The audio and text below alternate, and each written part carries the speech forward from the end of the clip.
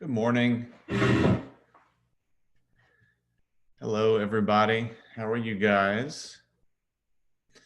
So we spent the weekend out at my in-laws' lake house, and I brought everything that I would need to teach, except what would qualify as teaching clothes. So you got me in a t-shirt tonight or today, this morning.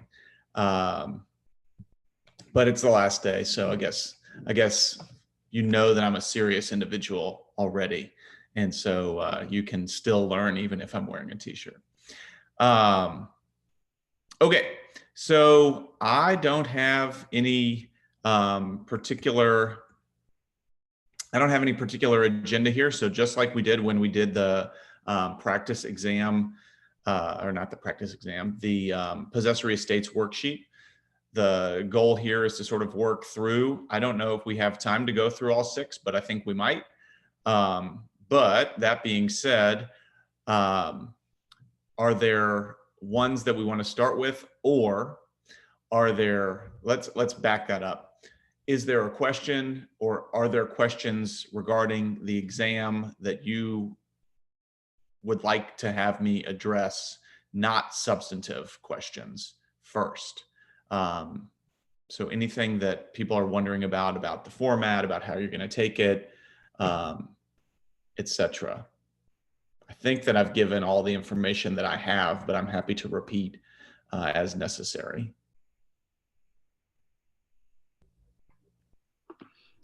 Professor, Yes.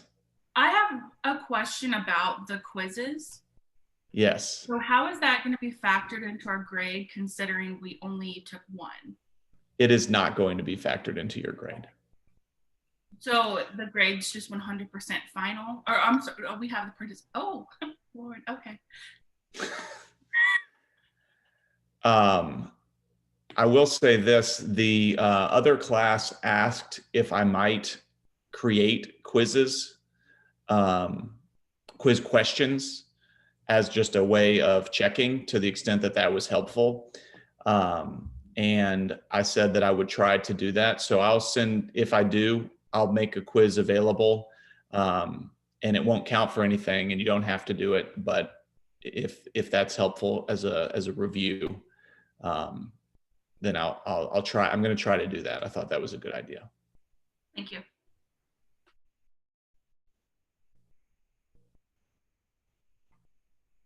So this is actually more like normal for me.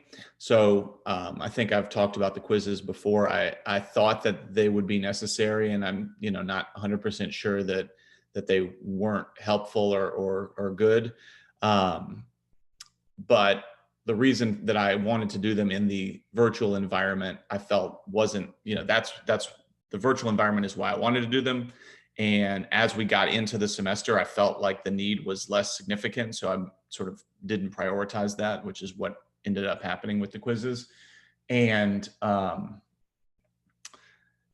you're actually getting a more normal experience with just the final, the practice exam, which doesn't count, and then the final. So that is how I have always actually done it. Anything else non-substantive about the exam? We're good. Okay, so let's talk about some of these conveyances first. Again, I don't know if there's any that if y'all, if y'all just want to go through them one at a time, or if there's a particular one that you definitely want to make sure that we get, or what. I'm prepared to do any and all of them. It looks like you want me to choose which one we do first. Okay, well, let me look here.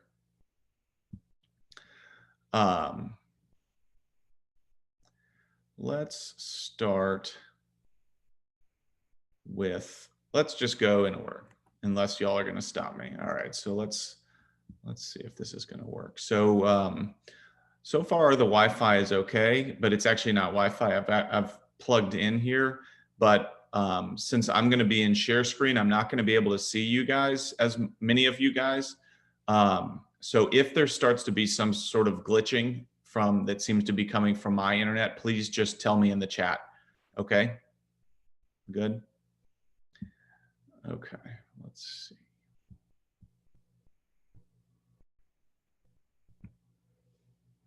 All right.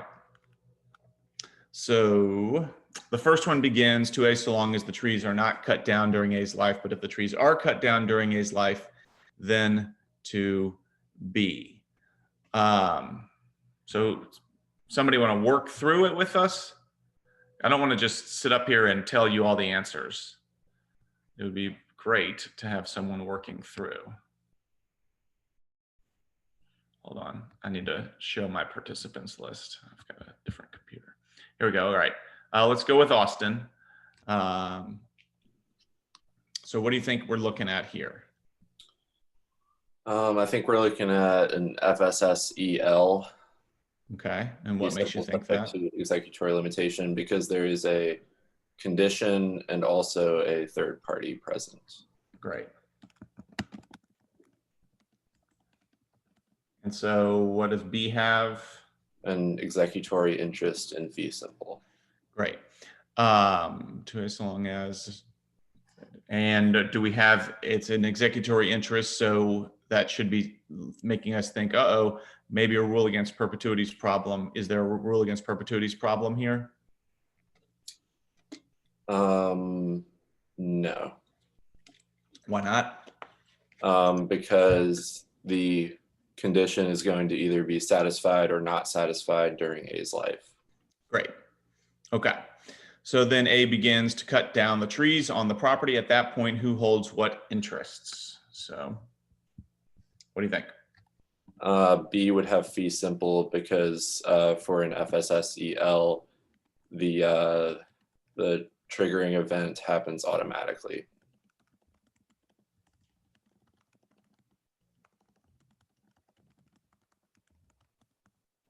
Okay. So far, so good. Alternatively, A doesn't cut down the trees, then A dies. After A dies, B begins, hold on, my screen's all messed up. B begins cutting down trees on the property. At that point, who holds what interests?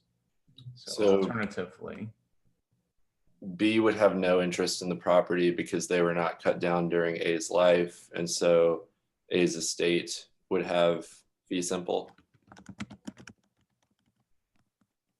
Great.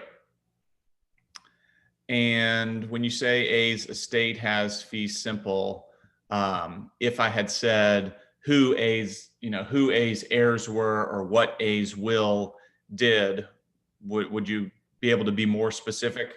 Yes. And if I had said there had been none, then what would you have said? No will and no heirs. Then that would be an instance of escheat.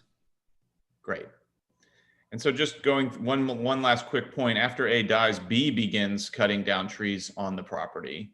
How is that happening? That would be a trespass, wouldn't it? Yes. Good. So B never had any interest, but there they were. Okay. Questions on this one? Let's see.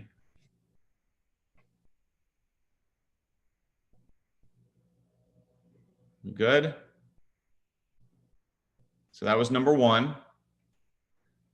You know what? I think this is going to be better.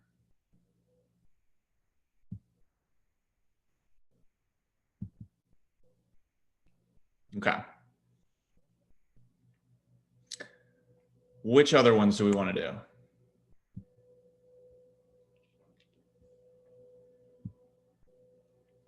Davis, which one you want to go to next? Actually, I have one quick question about the last one. What was the EL in fee simple? What was that again? On the it was on A. It was B's interest. Executory interest in fee simple. Oh, it was EI. My apologies. Yep, that's good. Mm-hmm. Thank you.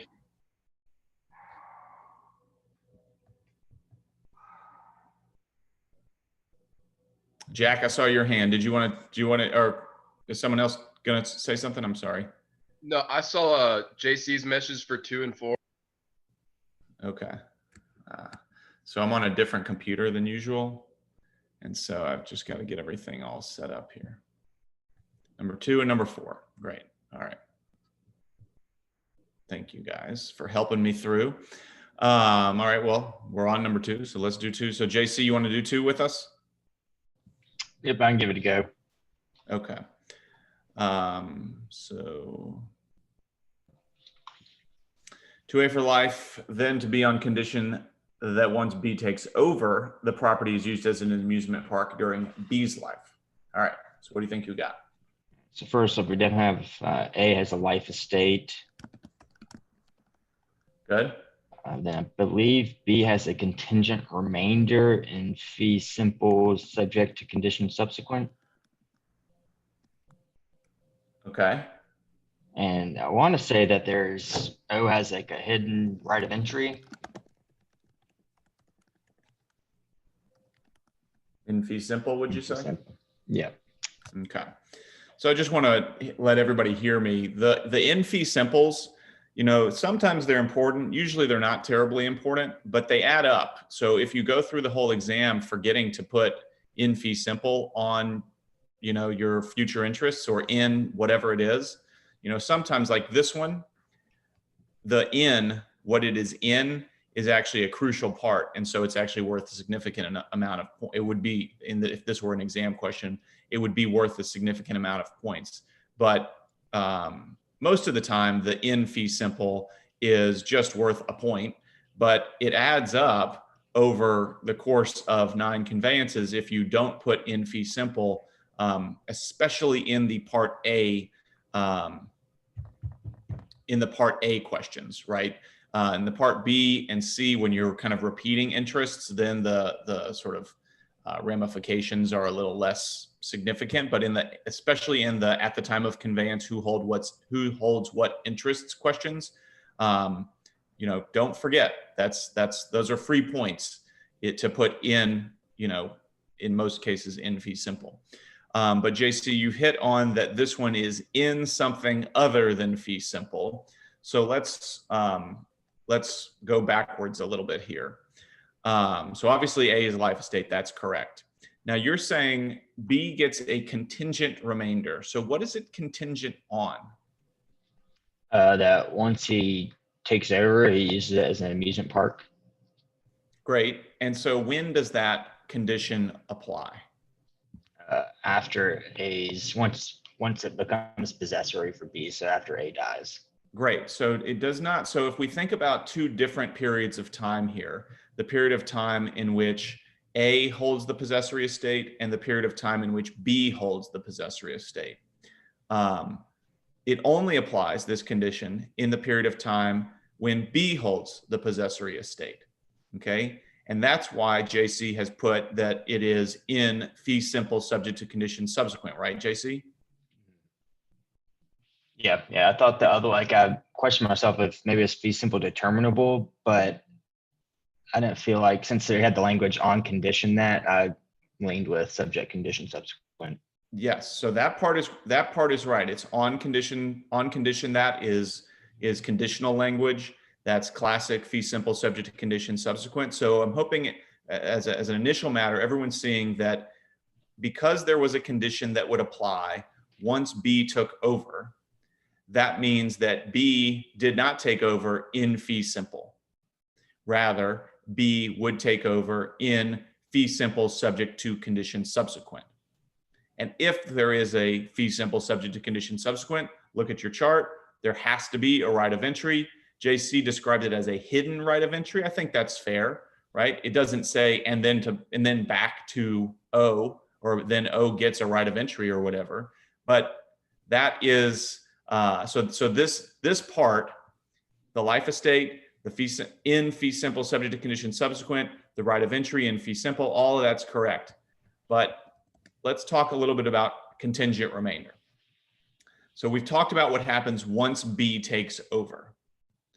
A contingent remainder is about whether or not B is going to take over, whether some sort of condition has to happen before B is eligible to take over. this is a condition that applies in the first time period when A has the possessory interest, when A's life estate is active.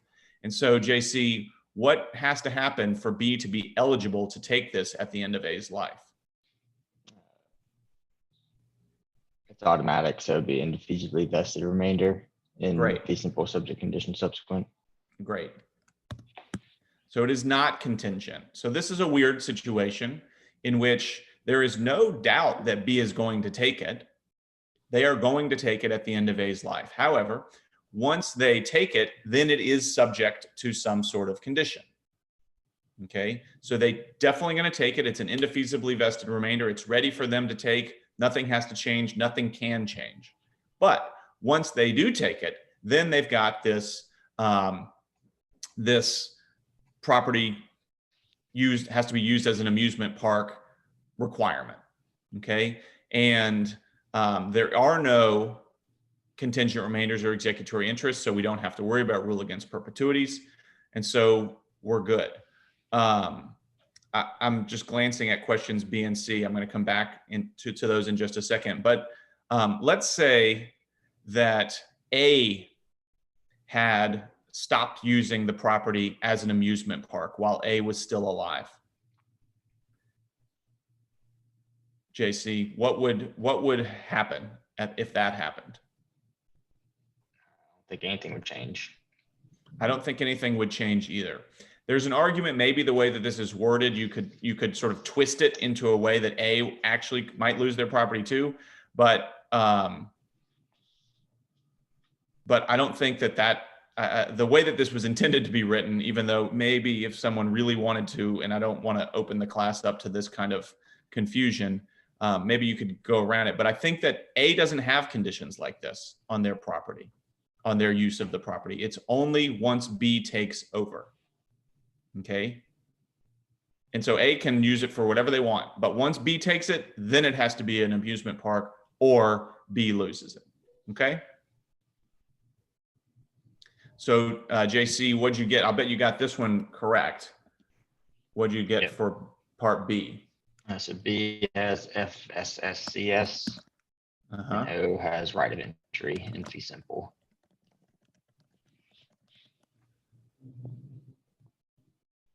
And then what about part C? Part C, X has fee simple. Why? So B willed the property away to X, and throughout B's life, it would continue to be used as amusement park. So upon his death, he is still using it in the condition it's supposed to. So he's able to transfer the interest to X. Right. And it's no longer a fee simple subject to condition subsequent because that condition is now over. Okay. And so this is kind of a weird situation in which a fee simple subject to condition subsequent just becomes a fee simple.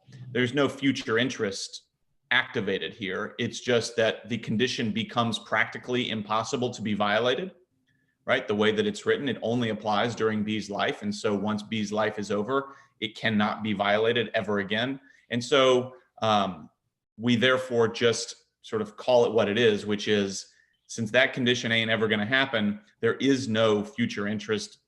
The right of entry disappears, and therefore it is a just plain fee simple that is passed from B to X in this example. Does that work? JC, you got it? Yep. Thank you. Okay. So JC asked for number 4, but he just got his first crack with number 2. So does either someone want to do something other than number 4, or does someone want to be our number 4 Sherpa, our conveyance Sherpa?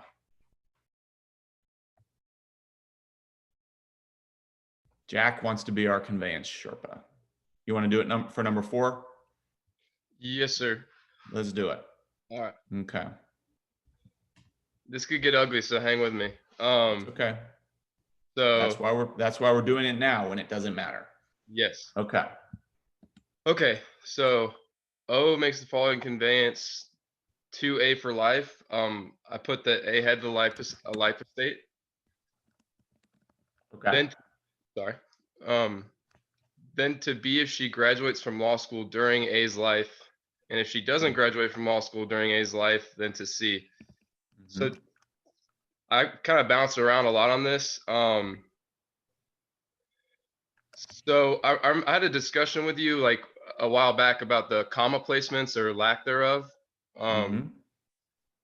And I remember you saying that for something like this, where it almost looks like it's two contingent remainders in fee simple for B and for C, because they kind of depend on one another, Mhm. that it could actually be vested remainder subject to open. So I ended up putting B has VRSD vested remainder subject to open in fee simple. And C has executory interest in fee simple. Okay. So when you said you were bouncing around, it sounds like, between contingent remainder and vested remainder subject to open. And I'll also throw in the other one too, vested remainder subject to divestment as well. Oh, okay. So it makes sense to me that you would be bouncing from vested remainder subject to divestment and contingent remainder. But let's make clear why you should not have been bouncing anywhere near vested remainder subject to open. Definitely. Okay. Yes. So let's see. Hold on. I'm going to pull up our remainders chart. Okay.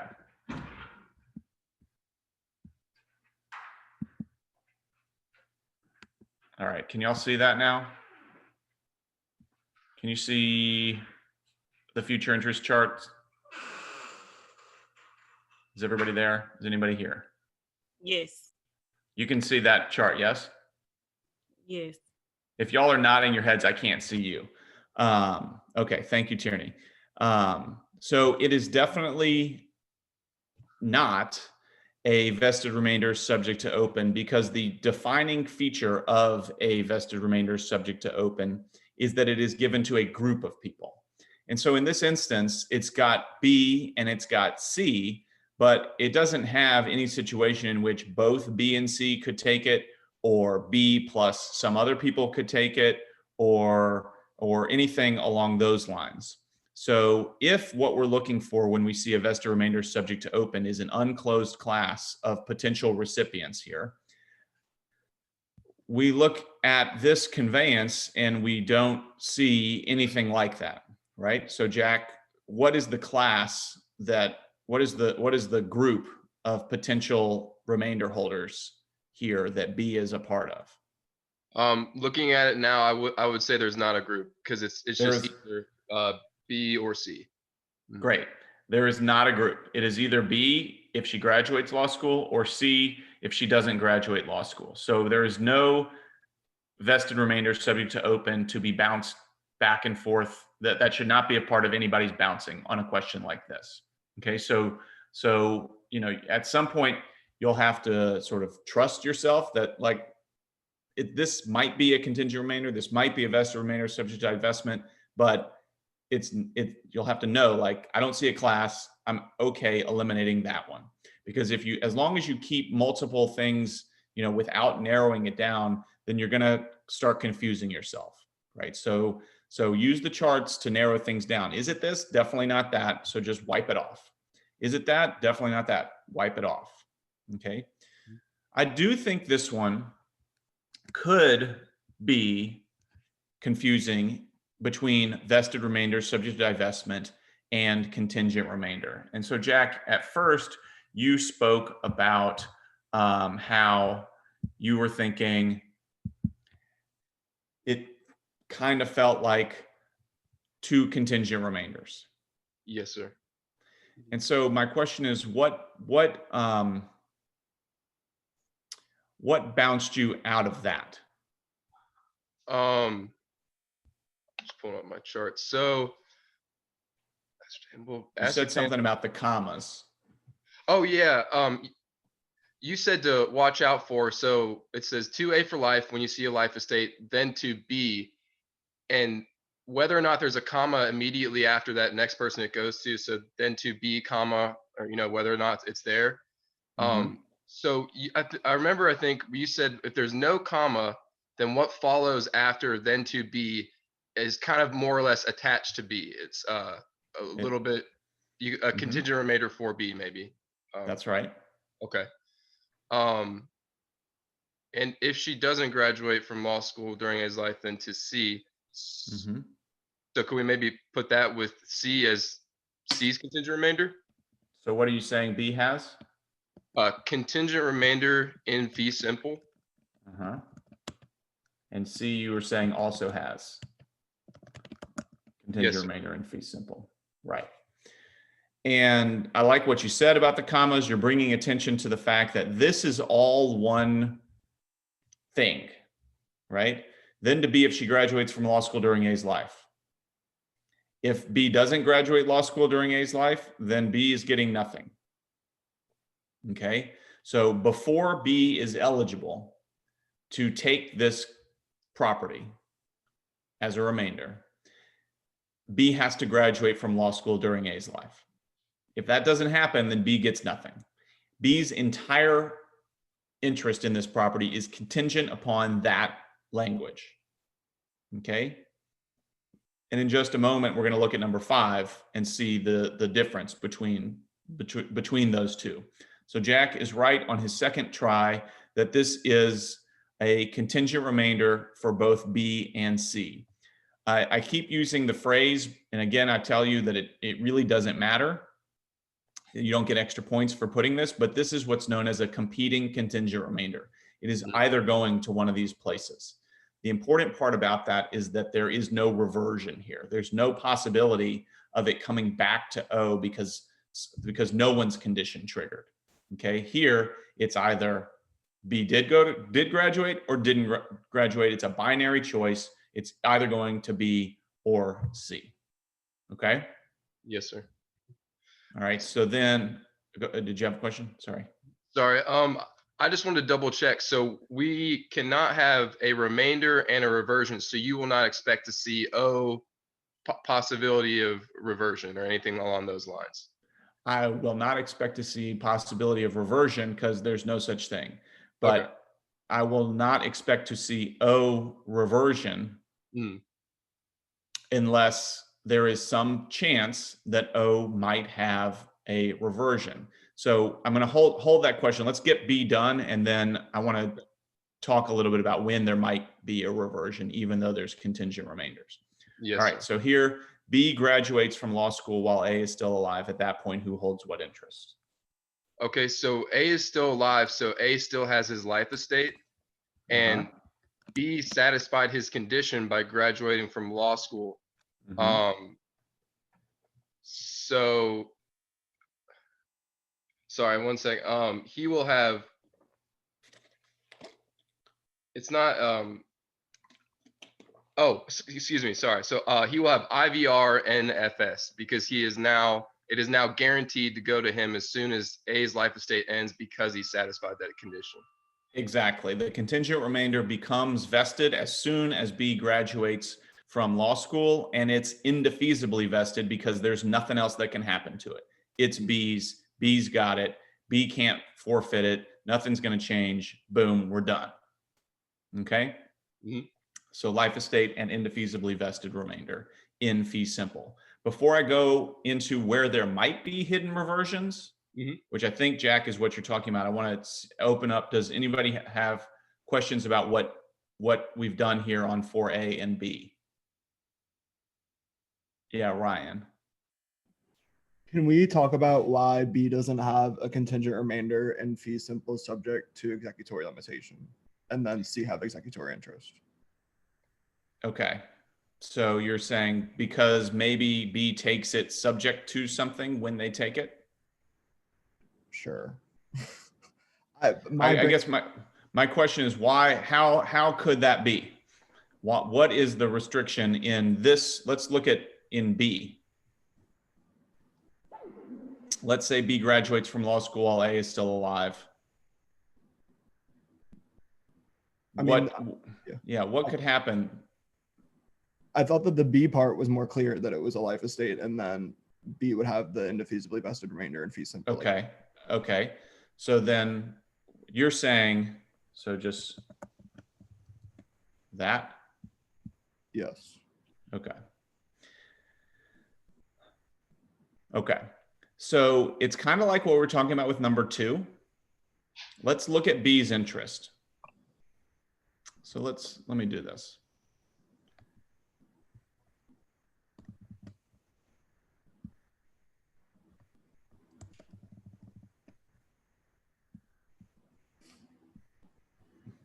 Okay. What Ryan is asking,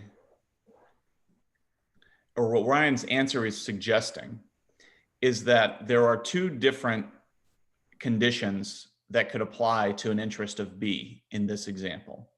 One is a condition that applies, I'm going to be repeating exactly what I said with number 2. One is a condition that applies before B takes over. So while A is still alive, while A has the possessory estate, that's the yellow part that I've highlighted.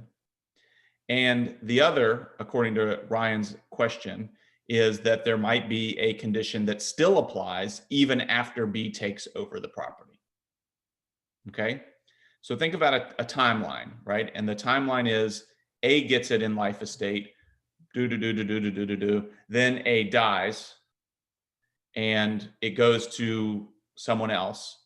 But let's just say B for a second, and then right? So there's that one period that is really crucial, which is the end of A's life estate. There are, of course, other important things that might happen, B graduating from law school, but let's focus on this. So we've got a timeline, and the yellow area is A's life estate. Then A dies, and then it goes to the green area where B could take it over. To add on the fee simple, the subject to executory limitations part to B's interest would suggest that there's a condition that applies before B takes it over in the yellow area and after B takes it over in the green area. So Ryan, read for me what is the condition for B taking it over? If she graduates from law school during A's life. So can that happen after A's life? No. Can anything happen after A's life that's going to change anything about this interest? No. No. So as this one is written, the only time that the conditions apply is while A is still alive in the yellow area, in the first part of our timeline. So that once that is over, then we're just fee simples, right? Either B or C, we don't know which one, but whichever one it is, the only time in which we're looking at like, oh, has B graduated from law school? The only time we're looking at that is during A's life. There's a death of A, and after that, there's no more conditions stuck on this property. So that's why it is not subject to an executory limitation. Contrast that with number 2, where it was the exact opposite dynamic, right? There was no condition that applied when A was alive, but there was a condition that applied once B takes over. So if we did the yellow-green thing, there was no condition during the yellow. That's why it was indefeasibly vested. But there was a condition after A died. That's why the green is not in fee simple, but was in fee simple subject to condition subsequent. Ryan, is that making sense? Yes, that was helpful. Thank you. Okay. Other questions on part A and B?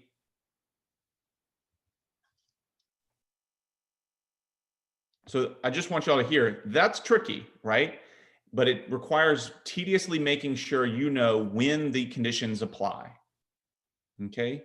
And so Ryan didn't hesitate when I said, what could happen after A's death, right? Nothing. Like this can't change after A's death. A's death is the end of all the action, end of all the conditions.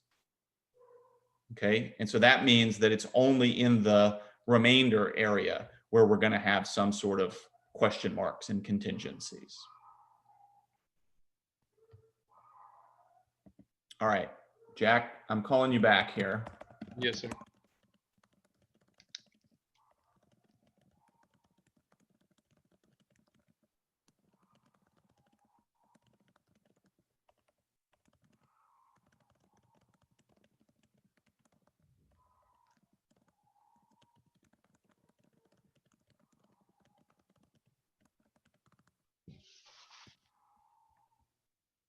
Okay, so y'all see this one's a little bit different. Not totally different, but a little bit different.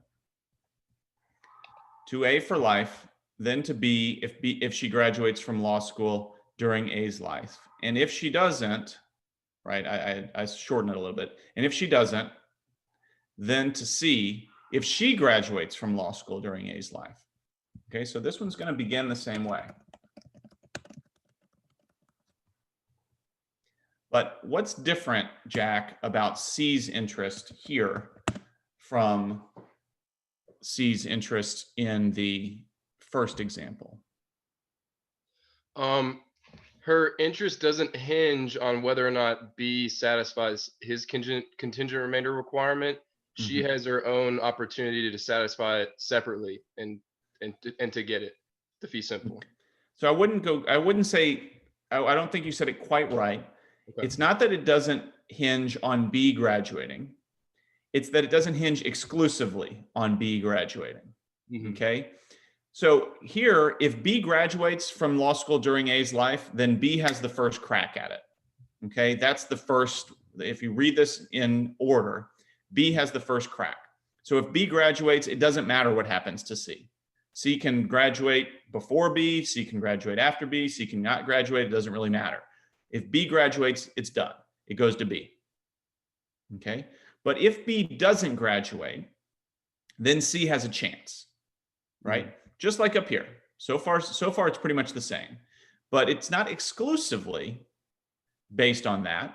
What does C have to do in order to take it at that point? She would have to graduate from law school herself as well. Exactly, right? So if this one, I was going to add some language, right? B takes if B graduates law school during A's life. Here, C takes if 1, B doesn't graduate during A's life, and 2, C does. Okay? As opposed to up here, we would put C takes if B doesn't graduate. Okay? Yes, sir. So is there some chance, let's be up here. Is there any chance that if B doesn't graduate, that C won't take it? Not on your new language. This is the prior language. Correct. On the original question, is there any chance that C, if B doesn't graduate, is there any chance that C doesn't take it? Only if she has passed away. But other than, Right. Leave that out.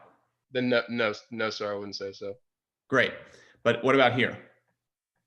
So for your new one, yeah, and you said the question is if B didn't graduate during his He life. does, correct. Yes, if C has not herself graduated, then she Great. won't.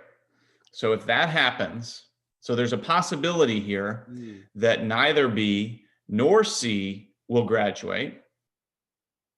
And so what happens then? So all A had was a life estate, and we're saying both B and C didn't meet the requirements, so that could be the hidden, or just there's not hidden, so the reversion for O. Okay. Okay. Yes. You will only see these hidden reversions when there is a contingent remainder or no remainder. Okay. Okay. When you see any remainder that is vested, you're not going to see a hidden reversion. Okay, so if you want to be on the lookout for hidden reversions, look for them in situations where there are contingent remainders. Yes, sir. Okay.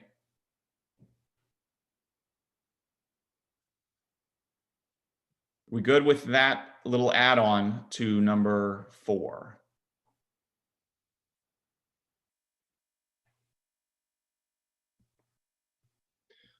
Professor? Mm-hmm. So for Ryan's question earlier about the subject to executory limitations, Mm-hmm. say that it gave the I'm just blanking, but the CR and FSSEL by giving a requirement for B to meet during A's life, but then also a requirement that he use the property in a certain way. If he meets that CR, could we have the CR and FSSEL at that You point? could. Okay. In fact,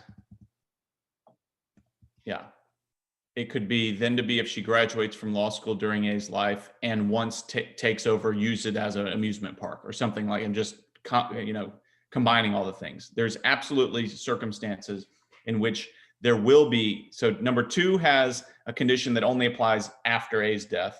Number 4 has a condition that only applies before A's death. But there could be a circumstance in which there is conditions that apply both before and after A's death. Okay, so it is possible to have a contingent remainder in fee simple subject to an executory limitation. This just isn't one of them. Yes, sir. Yeah, Tommy. Is it possible to have a hidden, or I guess not hidden, but a reversion in a vested remainder subject to open?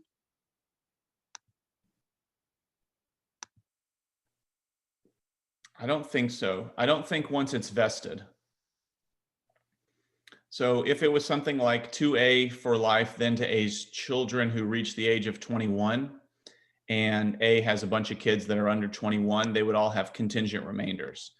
But since they could all die, it's still possible that O, so at that point, O would have a reversion, okay? But as soon as one of them turns 21, it's vested for them, and then O's reversion goes away. Does that make sense, Tommy? So it's not really vested until one of them meets the requirement. Correct. Yeah. So once it vests for one of them, then the reversion disappears and all the others, it's vested in that example, vested subject to open. And all the others who had contingent remainders now have executory interests. So if we're working in a problem where we have the subject to open and none of them have made it to, say none of them have graduated and that's the subject to open, right? Yep. What do you call that at that point? Because it's not vested. Do you call it contingent? Oh, okay. Yeah. That It's contingent. So if we go back to if you take a peek back at the chart, right? The contingent says it's either an unascertained person or there has to be something that has to happen beforehand. And in this example, it's actually both of those things, right? It's contingent. So I think the example sometimes I give is members of this class who pass the bar, right? And all of you, if it's 2A for life, then to members of this class who pass the bar, all of you have a contingent remainder at that point, okay? Contingent upon you personally passing the bar. It's not subject to open because nobody has it, right? It's not vested for anybody.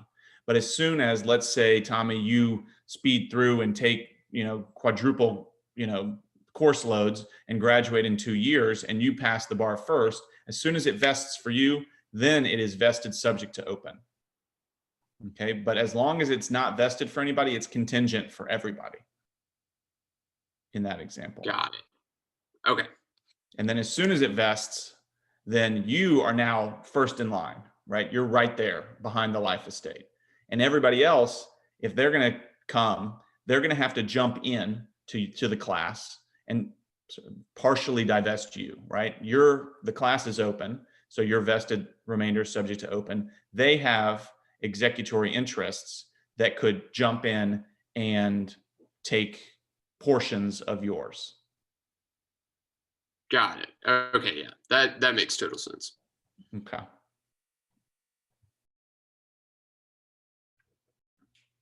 Ryan, is that a leftover hand? Yes, sorry. Okay. Let's do 5 because 5 and 4 kind of go together.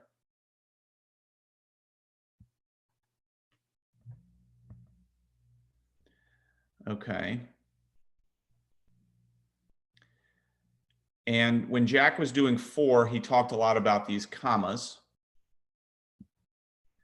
And that was important. And that is important here as well. So does somebody want to talk us through number 5?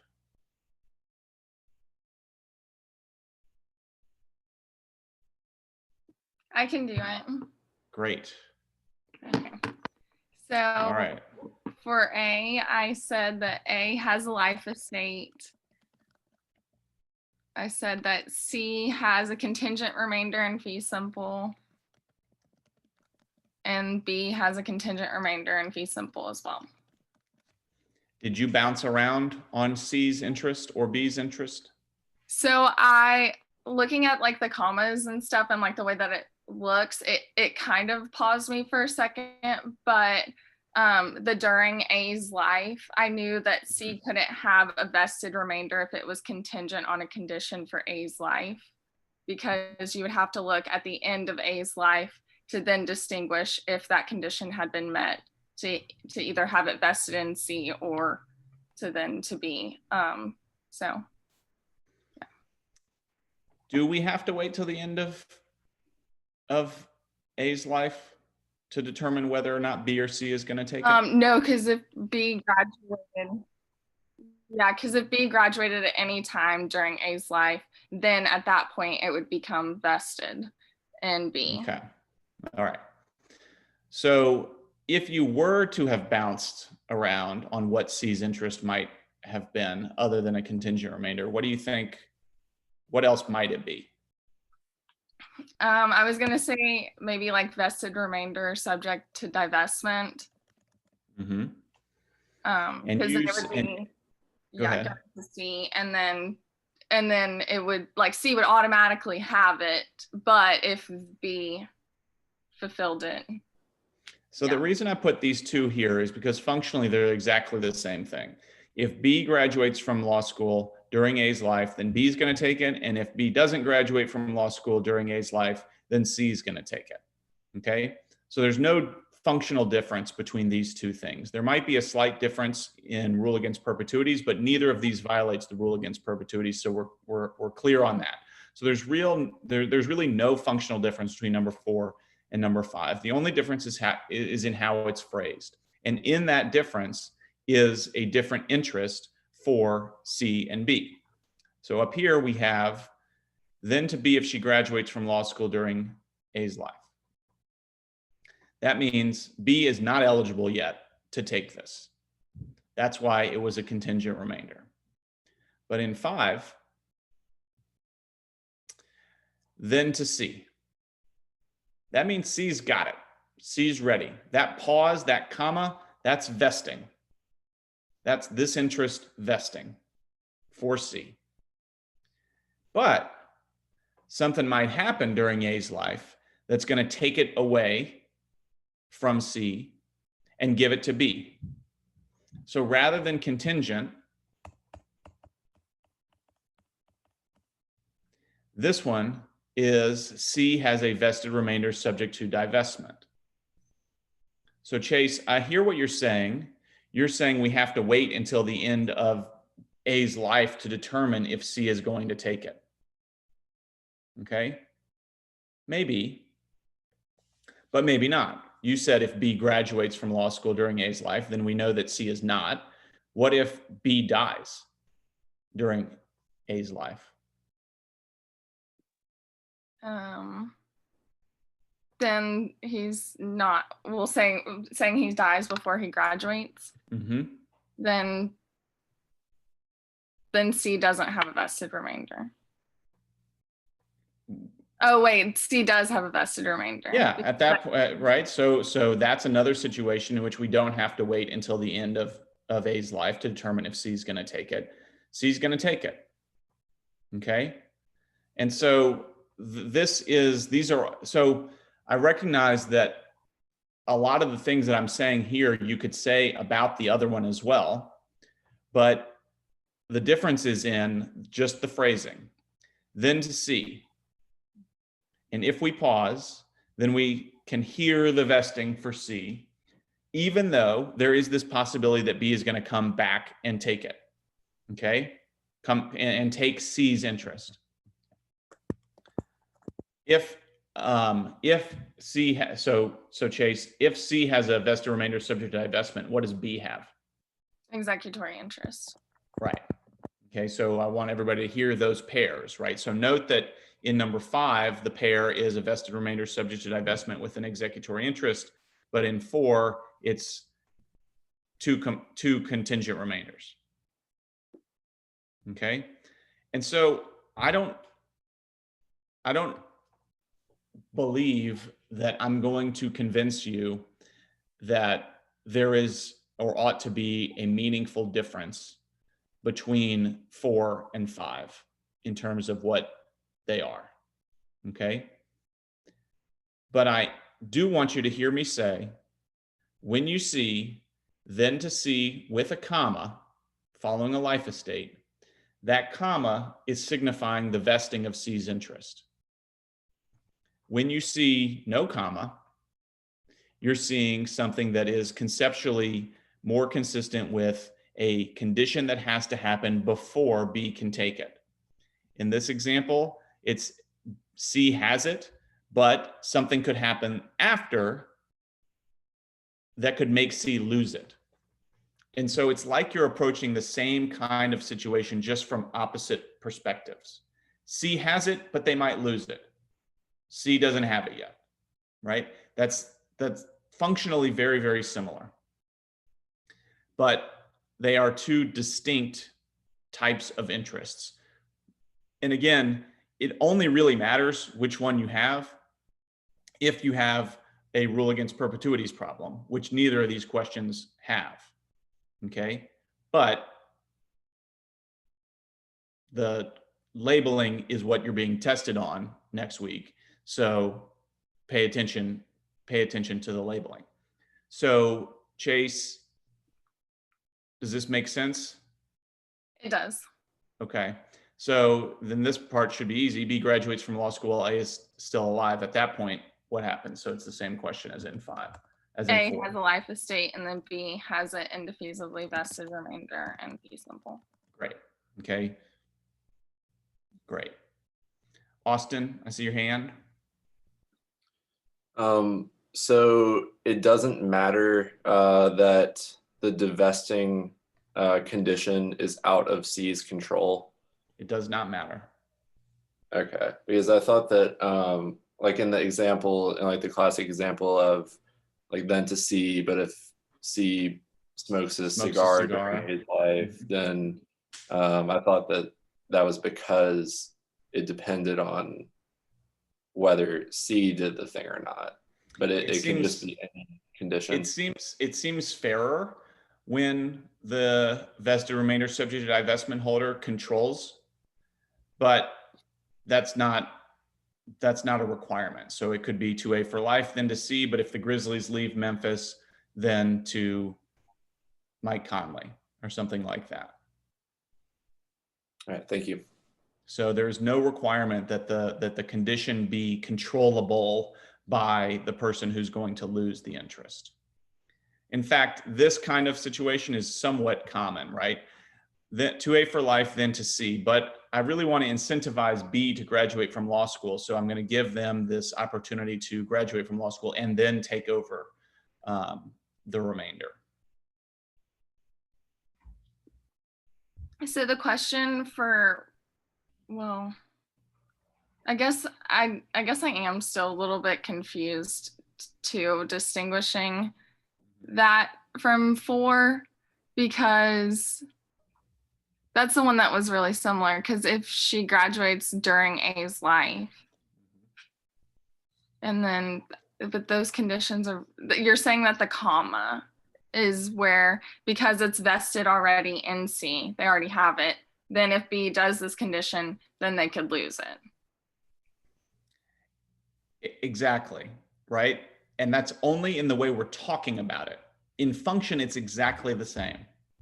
Okay. So I think that's what the holdup is for people, is to see like, well, what difference does it make how we talk about it? In both examples, if B graduates from law school while A is alive, then it's going to end up with this, right? In both examples, the outcome in part B is the exact same. There is no distinction. Or if B died while A was alive before they graduated law school, the same outcome. Or, no matter what happens, it's going to be the same outcome in number 4 and number 5. There is no functional difference. But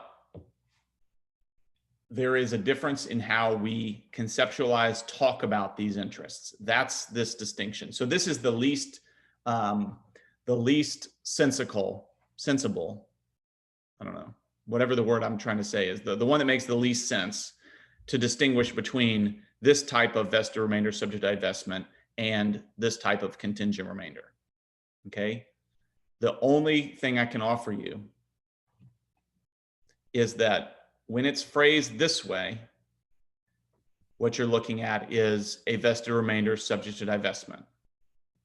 But when it's phrased this way, what you're looking at is contingent remainders. And so pay attention to that comma. So if this had said to A for life, then to B, but if B doesn't graduate from law school during A's life, then to C, then it would totally shift what this one was, even though functionally it's the exact same thing.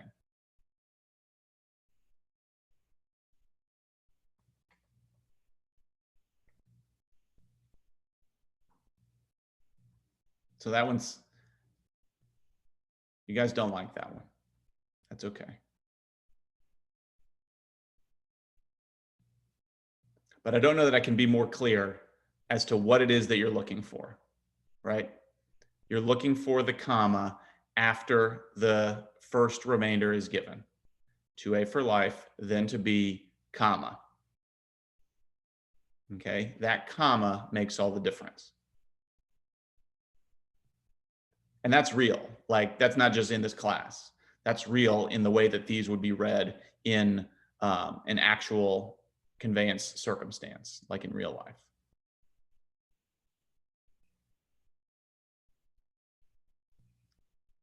What do we got left? 3 and 6. Let's see what those are. Let's do 6, because that's a little bit different. We kind of already talked about 3 in a sneaky kind of way. So let's do 6.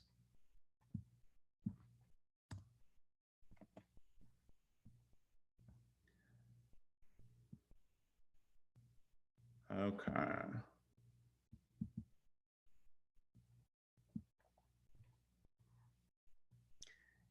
Anyone want to do 6? Somebody do 6. This is your chance to get extra practice with joint tenancies.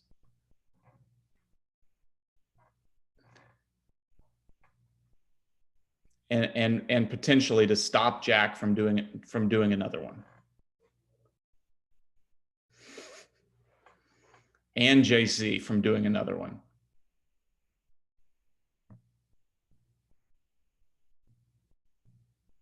I'll give it a shot. All right. Tierney's going to give it a shot. Part A is pretty easy, Tierney. What happens? A, B, C, and D as joint tenants. At the time of conveyance, who holds what interests? They all hold 1/4 interest. Yeah. Do I need to add anything else? in Tennessee in common? Uh, In What is- joint Tennessee. Yep, good. All right. Okay, so we're good so far. B dies, leaving everything by will to X. At that point, who holds what interests? What do you think, Tierney?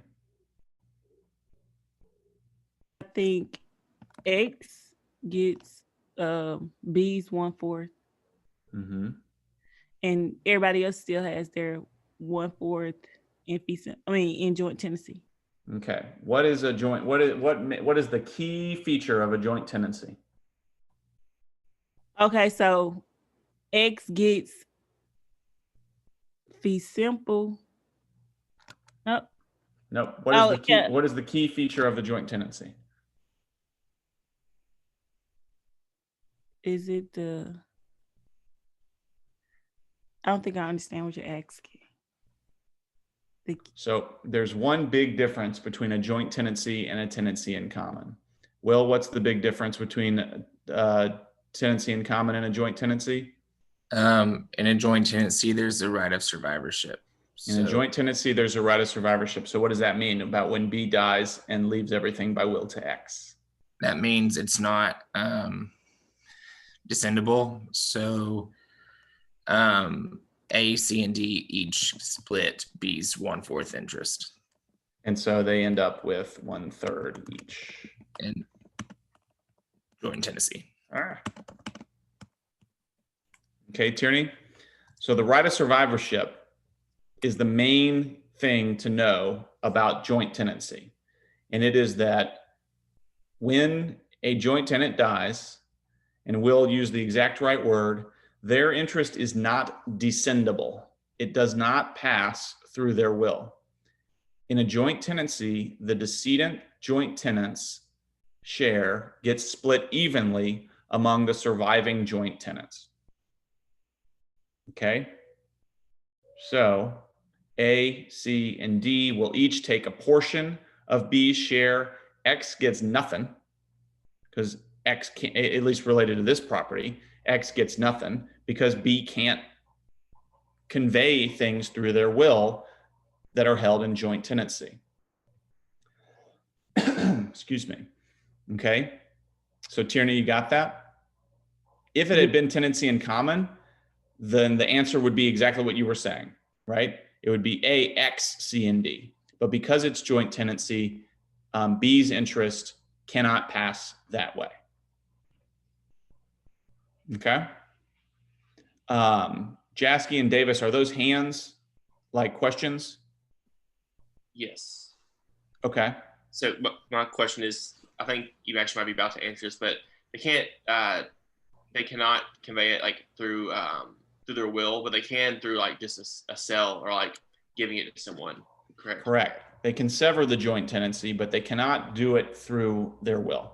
Okay, thank you. They can only do it while they're alive, which is so Davis, you're right. That is what's about to happen here. Okay, so D sells her share to Z. Let's pause at that point. So Tierney, D sells their share to Z. What does that do?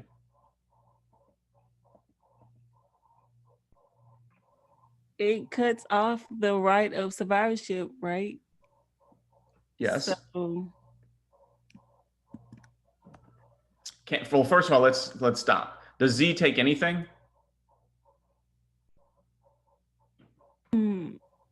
I'm gonna say yes because D isn't dead. Correct. Right. Z gets D's 1/3. Okay. And A and C still have their 1/3 each. Now, this is where it gets a little bit difficult. Okay. So it is the case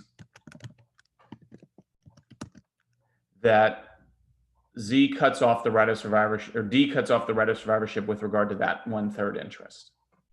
Okay.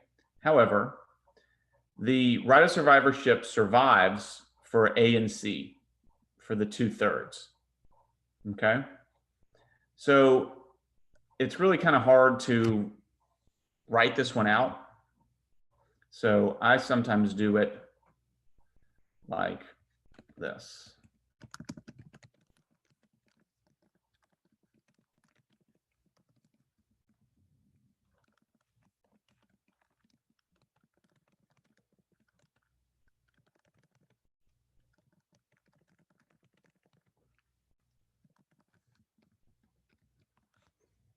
So it's like AC is a joint tenancy, right? A and C are in a joint tenancy for the 2/3 interest they share. However, together in that joint tenancy, they hold as tenants in common with Z. Okay. But we just paused here. Okay. So now Z is going to die, leaving everything by will to the Children's Hospital. At that point, who holds what interest? So what do you think that does to this, Tierney? So I think the Children's Hospital gets the fee simple, Which part of it? the 1/3. 1/3, From Z. yes. Yep. Because unlike this part, where when B died, they could not pass something through their will to X, now this share, this 1/3, has been severed out and it can be passed. It is descendable. It can be passed by will. And it is here. Z passes it by will to the Children's Hospital. So note the distinction between what happened in this part B, where B died, leaving everything by will to X. Yeah, you can't do that. Between here, Z died, leaving everything by will to the Children's Hospital. Because that interest had been severed, Z can do that. Okay. Then C dies. So Tierney, what do you think happens now?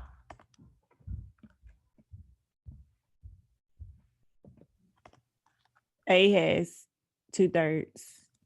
And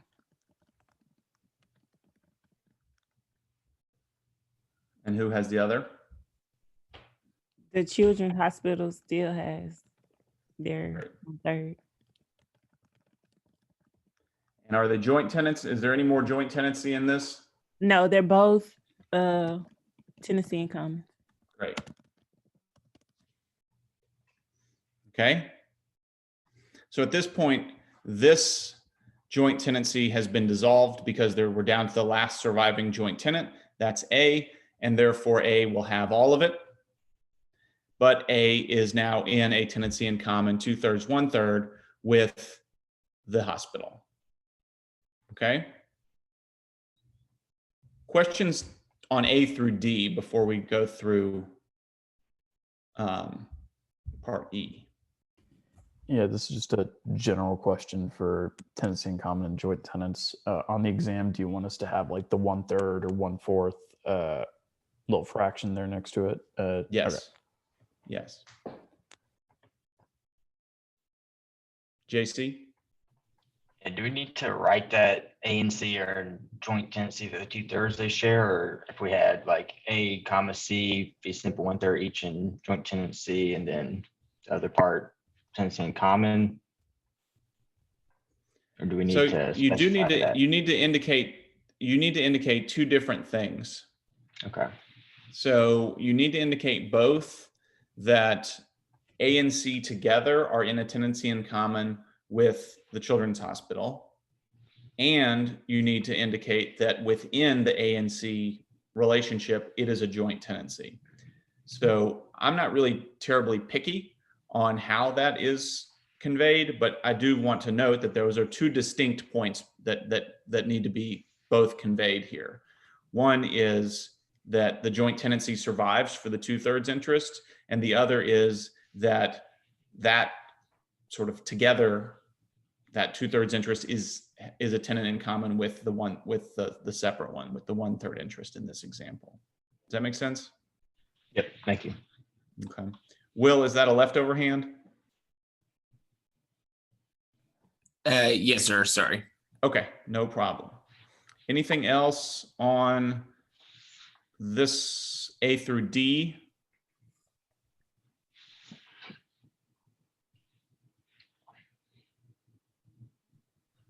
Okay, so without going through the whole thing again, what would be the big difference, Tierney, between if this had not said as joint tenants, but had just said to A, B, C, and D?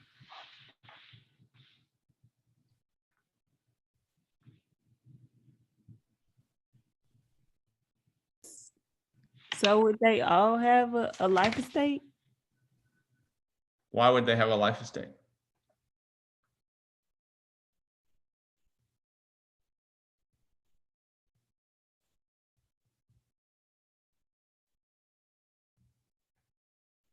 Well, I think it'll be fee simple. Everyone has fee simple because there's just two whoever. Right. So that's right. So definitely no life estate. So they all have fee simple and they share it equally. But why is it different that it doesn't have that word, those words as joint tenants?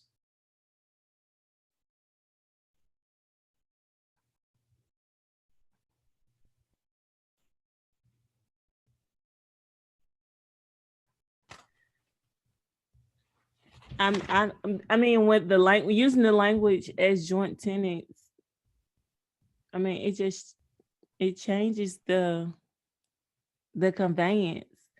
Being that without the joint tenant, I don't know, because they still have the same share. I don't know. Yeah, they still have the same.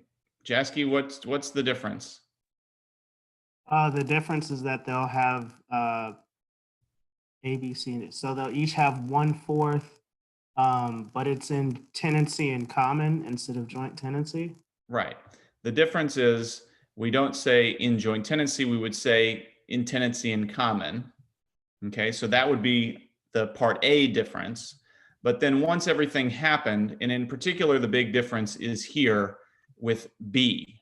So Jasky, what is the effect of B dying, leaving everything by will to X in a tenancy in common? We've already established that in a joint tenancy, B's interest is distributed out to the surviving joint tenants. But if it was a tenancy in common and B died, leaving everything by will to X, what would happen to B's share? Then it would go to X because the tenancy in common allows that. Great. It would go, instead of A, C, and D having 1/3 each, it would be A, X, C, and D would have 1/4 each, because a tenancy in an interest in a tenancy in common is descendable.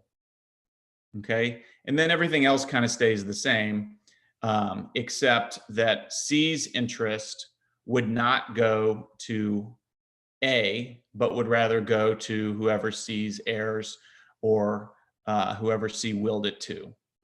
Okay, so in the end, you would have at the end you would have, I think it is A, X, Children's Hospital,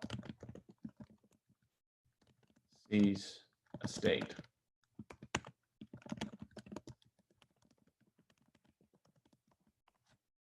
That. Does that work for part E?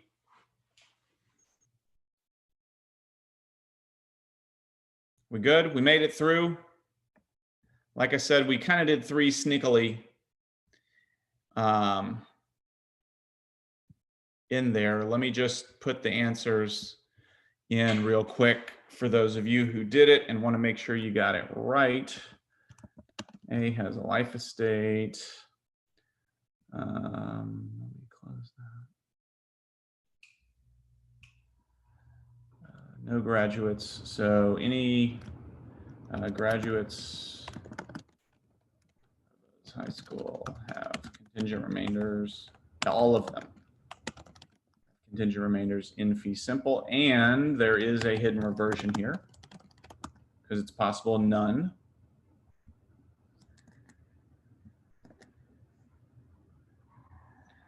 X and Y, both graduates of O's, enroll in law school.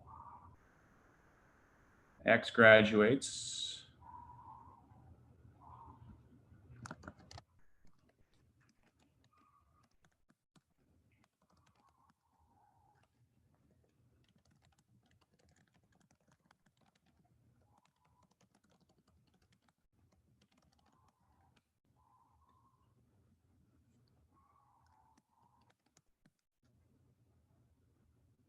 That's it. And that's it. Okay. I don't tend to get sentimental at the semester break. So we'll save all the sentimentality for April.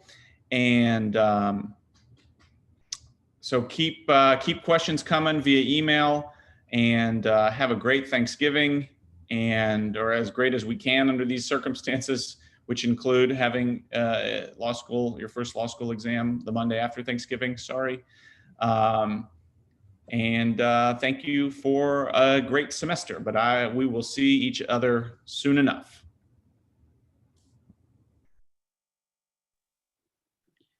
Professor, can you go back to 6E?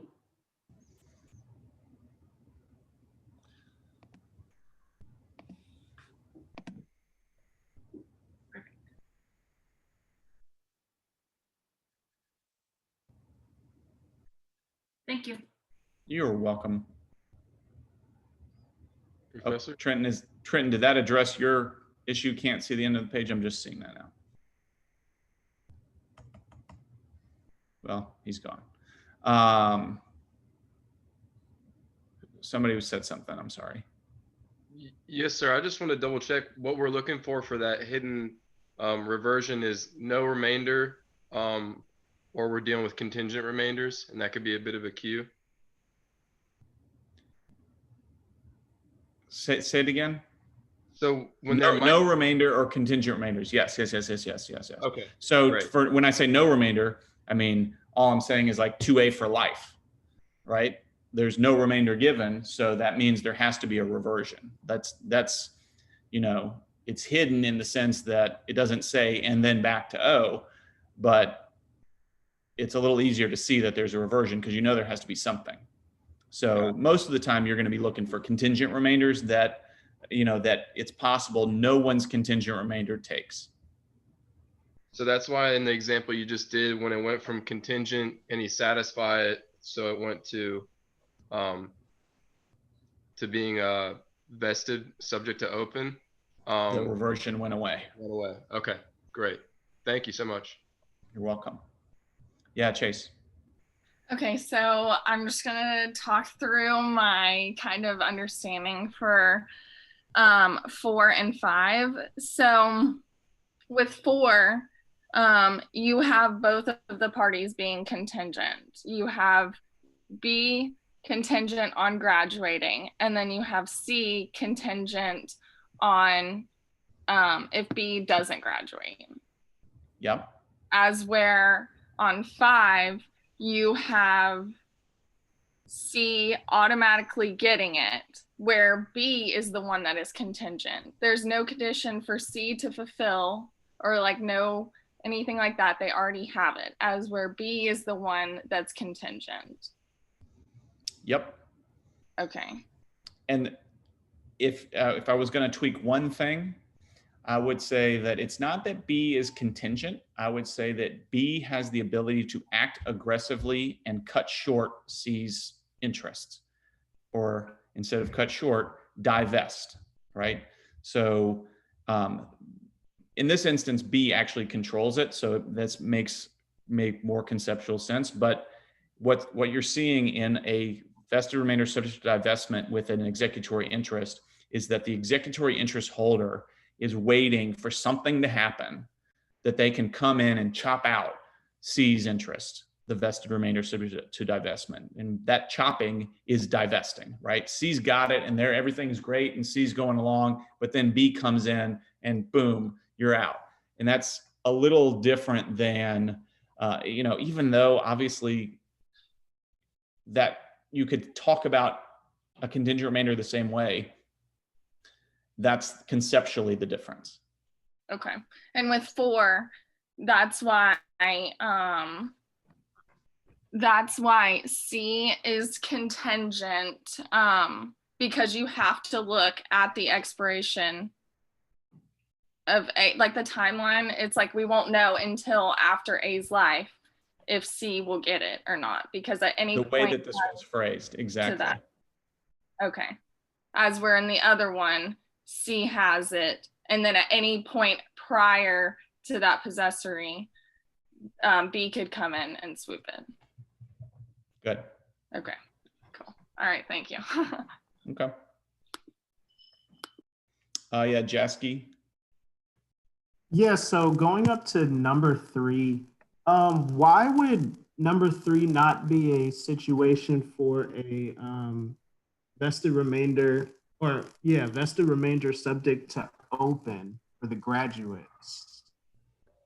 As soon as they graduate law school, then it would be. Right? They have not yet, graduates of the high school who have not graduated from the law school are not vested yet. Oh, okay. I see what it's saying, because it's at the time of conveyance and no graduates have done it. Okay. Correct. Thank And you. then as soon as X did, that did become a vested remainder subject to open. Okay, got it. All right. Appreciate it. No problem.